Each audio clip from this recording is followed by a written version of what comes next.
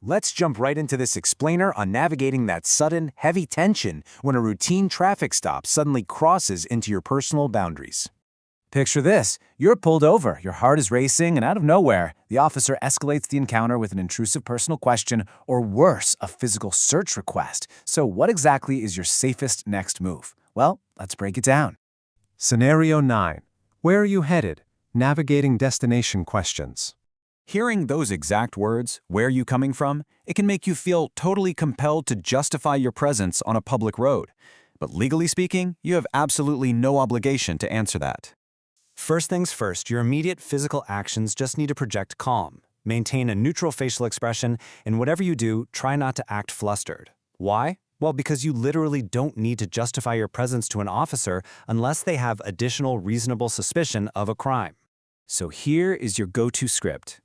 I prefer not to answer questions about my personal activities, officer. That simple phrase is your solution. It's polite, it's firm, and it asserts your rights without coming off as confrontational at all. You basically have two options in this situation. You could go with a minimal disclosure, like just saying I'm heading home, if what you're doing is completely innocuous. But going with that full rights assertion, that is the legally impenetrable way to completely shut down a fishing expedition. You're drawing a very clear boundary. Zooming out to the macro level for a second, this script works so well because it's anchored right in the Fifth Amendment. This is the constitutional right providing that no person shall be compelled in any criminal case to be a witness against himself. It's exactly what protects you from self-incrimination, right there on the side of the road, not just later on after a formal arrest. Let's look at the chain of thought here and why silence actually works. The underlying logic is that talking to the police without a lawyer almost never helps innocent people. Under pressure, even totally honest folks can inadvertently create ambiguous statements or contradictions.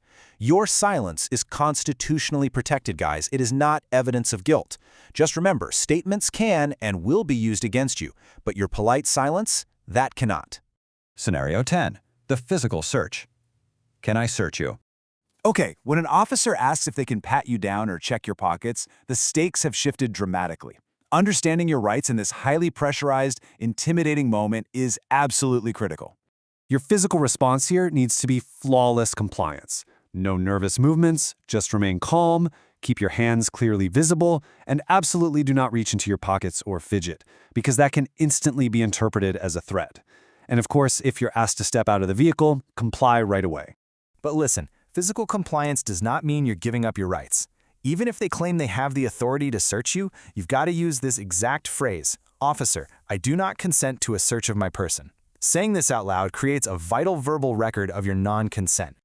The heavy legal backing for this actually comes from Terry v. Ohio, a landmark 1968 Supreme Court case. It established that an officer can only do a limited pat-down for weapons if there is a reasonable, articulable suspicion that you are armed and dangerous. They can't just go digging through your pockets on a whim without an arrest, your explicit consent, or probable cause.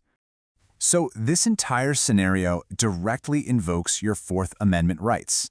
This constitutional protection against unreasonable searches and seizures without a warrant, consent, or probable cause is literally your primary shield against government overreach during a stop. Now, there are four main exceptions that allow for warrantless searches: probable cause, consent, search incident to arrest, and plain view. I want you to pay really close attention to that second one, consent. This is the absolute biggest loophole officers use to bypass needing a warrant. And that's exactly why you have to clearly refuse it. If you say yes, you have just voluntarily dropped your Fourth Amendment shield. The chain of thought for preserving your rights during a physical search boils down to a pretty simple formula. Never, ever physically resist a search, even if you know for a fact it's unlawful. Physical resistance just triggers immediate obstruction charges. Instead, your verbal objection plus your physical compliance perfectly preserves your right to get any unlawfully obtained evidence thrown out in court later. Remember, the roadside is not the courtroom. So the really crucial takeaway here is this. Asserting your rights is not the act of a guilty person. It is the act of an informed citizen. Courts have held time and time again that exercising your constitutional rights during a police encounter cannot be used against you as evidence of wrongdoing. You are simply participating in the system exactly as its framers intended. Which brings us to our final, critical question. Will you be ready to use your constitutional toolkit the next time you see those flashing lights in your rearview mirror? The preparation you do today is the exact protection you'll rely on tomorrow. So take these scripts, really understand the heavy legal reasoning backing them up, and drive aware. But ask yourself this: if you're willingly handing over your Fourth Amendment rights during a routine traffic stop, where else in your daily life are you surrendering your privacy without even realizing it? Thanks for joining me for this explainer.